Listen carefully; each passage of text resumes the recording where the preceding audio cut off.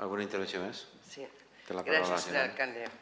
Bueno, com ja hem parlat tots sobre que s'ha aprovat aquesta llei de taxes, això vol dir que la persona que vulgui acudir als tribunals tindrà que pagar uns diners.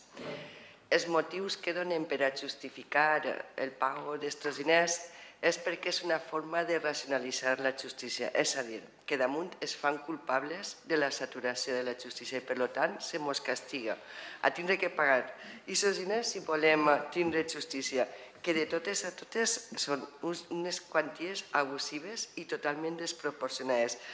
Per què se fa així? Perquè és una manera discriminatòria. Vol dir que la gent que no tinga diners no podrà acudir a la justícia. També és una manera, una mesura dissuasòria. Què vol dir? Que la gent tindrà que resignar-se per no tindre aquests diners a acudir a la justícia. Per tant, considerem d'una forma rotunda que és un atac frontal a l'estat de dret.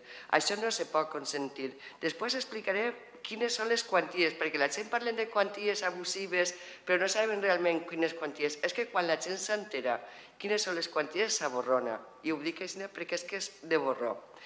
Mira si l'atac frontal a l'estat de dret és greu, que fins el sector més immobilista i dir sense ninguna acritud o més conformista, per dir-ho d'alguna manera, com és el sector dels jutges, secretaris, em sembla que tota la història de la democràcia s'han manifestat 2 voltes o 3. S'han manifestat públicament en contra d'aquesta llei. Inclús n'hi ha un informe del Consell General del Poder Judicial que diu que l'aplicació d'aquesta llei va crear quantitat de problemes. Per tant, considerem que no és just que aquesta llei existeixi. Hi ha que demanar ja rotundament des de l'Ajuntament la derogació i la retirada d'aquesta llei, perquè és una llei discriminatòria i que provocarà una desigualtat entre els ciutadans. Sí que m'agradaria, si me dona temps, aunque després ja no parle, últimament s'està sentint que hi ha hagut una modificació d'aquesta llei de taxes que s'han abaixat al 80%. Doncs mira, jo s'ho explicaré. Cada procediment té una quantia fija, és a dir, un procediment verbal se paga 150 euros, un procediment ordinari 300 euros, una executòria X diners, no recordo exactament, una apel·lació 800 euros, i les quanties són fixes, i les quanties no se toquen. Les que han baixat el 80% és que totes les reclamacions, normalment un 90% de les reclamacions, sempre du una reclamació, una quantitat. Tu reclames sempre uns diners, salvo que demanes una afiliació o una custòdia, però el 90% de les reclamacions judicials sempre tenen una quantitat. Doncs sobre aquesta quantitat, a més que pagaves els 150 euros o els 300 o els 800 de la quantia del procediment que fora, tenies que pagar el 0,5 de la quantitat que tu reclamaves. Doncs precisament en aquesta quantitat és la que s'ha rebaixat el 80%. O sigui que si antes se pagava el 0,5, doncs ara se paga el 0,10. Però continua sent una quantitat abusiva. I per tant, diguem des de l'Ajuntament, perquè és un problema local, no és un problema que ve de l'Estat, sinó és un problema que afecta els nostres ciutadans, diguem de demanar immediatament la retirada d'aquesta llei. Res més. Gràcies, senyor alcalde. Gràcies. Alguna intervenció més? Sí. No,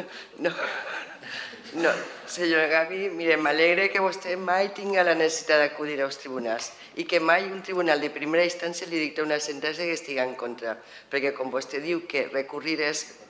Doncs mira, la gent diu, doncs me'n vaig, el recurs que no paga, sí que se paga, Mire, vostè, l'única quantia que és la més barata que tenim en el jutjat és la de 168 euros. Aquesta és la més barata. I vostè diu que la justícia gratuïta és per a la gent que guanya menys de 17.000 euros.